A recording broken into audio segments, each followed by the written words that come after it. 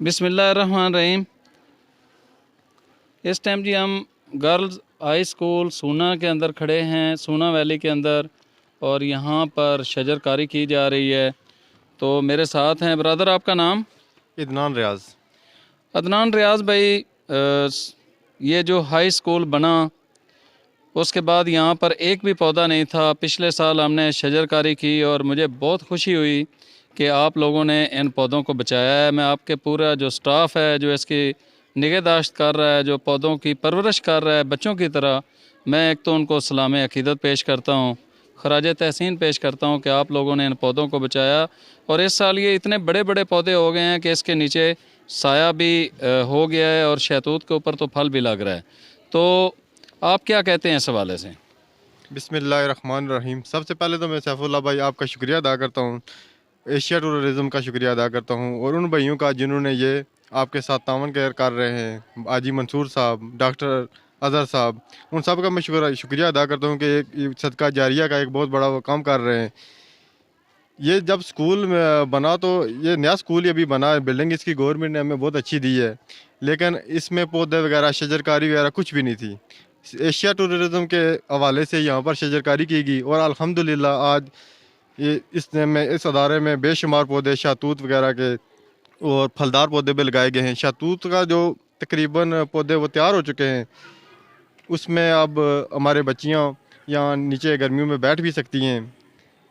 तो हमने आपको फलदार पौधे भी यहाँ पर दिए थे, लोकाट, माल्टा, लोकाट, अमरूद और इस तरह के। तो वो पौधे नहीं हो सके हैं इस वजह से कि ये जो मिट्टी है ये लाल मिट्टी है, किरण वाली मिट्टी है।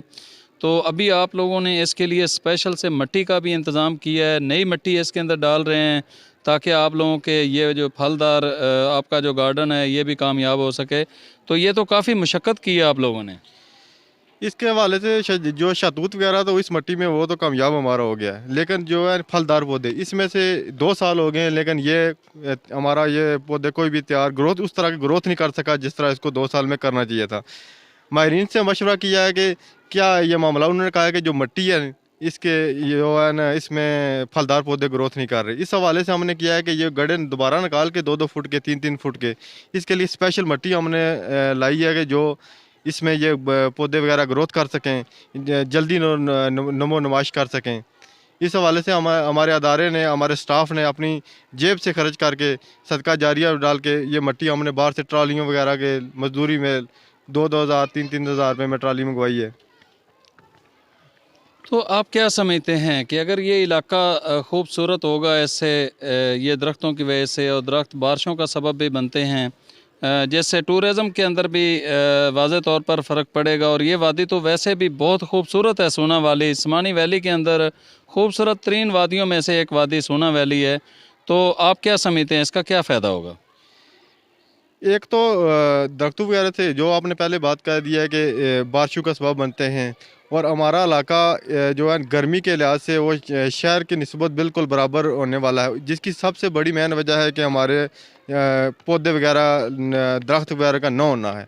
जो मतलब पहाड़ों के ऊपर से दरख्तों का कट जाना है। जी हाँ, क्योंकि जितनी कटाई हो रही है उस निस्बत से हमें आगे शजरकारी नहीं कर रहे, और अल्हम्दुलिल्लाह एशिया टूरिज़्म और आपकी वसासत से इस पे 2 साल से जो काम हो रहा है, इंशाअल्लाह आने वाले वक्तों में ये कमी दूर हो जाएगी और जो हमारा जो है टेम्परेचर का मसला वो भी काफ़ी कम हो जाएगा। तो दोस्तों हमने तो एक छोटी सी काविश की है। मेरे ब्रदर कबीर आलम लाहौर से, इरफानी भाई, फ़याज़ भाई हैं जो विहाड़ी के रहने वाले हैं, और इस तरह काफ़ी सारे दोस्तों ने समानी आज़ाद कश्मीर के अंदर शजरकारी के हवाले से मेरी हेल्प की, मेरे साथ मिल के उन्होंने पौधे लगाए। और उसका फ़ायदा ये हो रहा है कि आज आपके सामने जो पौधे हमने आज से 2 साल पहले लगाए थे वो पौधे माशाल्लाह से इस वक्त परवान चढ़ गए हैं, बहुत बड़े बड़े हो गए हैं, इस वक्त वो साया देने लग गए हैं।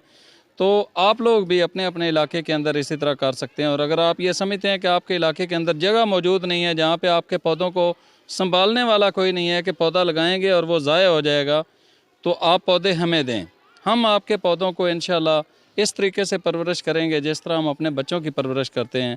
और ख़ासकर जो ओवरसीज़ भाई हैं वो अपने अपने इलाकों के अंदर, ख़ासकर समानी के ओवरसीज़ भाइयों का मैं उनसे ख़ुसूसी तौर पे ये कह रहा हूँ कि अपने अपने गांव के अंदर शजरकारी करवाने के हवाले से मेरे साथ रब्ता करें। आप लोग पौधे भेजें, इंशाल्लाह आपके पौधों को हम आपके गांव के अंदर, आपके स्कूल के अंदर, आपकी मस्जिद के अंदर, आपके कब्रिस्तान के अंदर हम लगवाएंगे इंशाल्लाह, ताकि समानी सरसब्ज़ और शादाब हो सके। तो आपको अगर ये वीडियो अच्छी लगी है तो इसको शेयर कर दें और इस चैनल को सब्सक्राइब कर दें, और आज की हमारी इस कावश के बारे में अपनी राय का ज़रूर इज़हार करें। देखें, हम मेहनत करते हैं, जब आप लोग एक अच्छा सा कमेंट हमारी इस वीडियो के नीचे डाल देते हैं, उससे हमारी हौसला अफजाई होती है। तो मिलेंगे एक नई वीडियो के साथ, उस वक्त तक दें इजाज़त। अल्लाह निगहबान।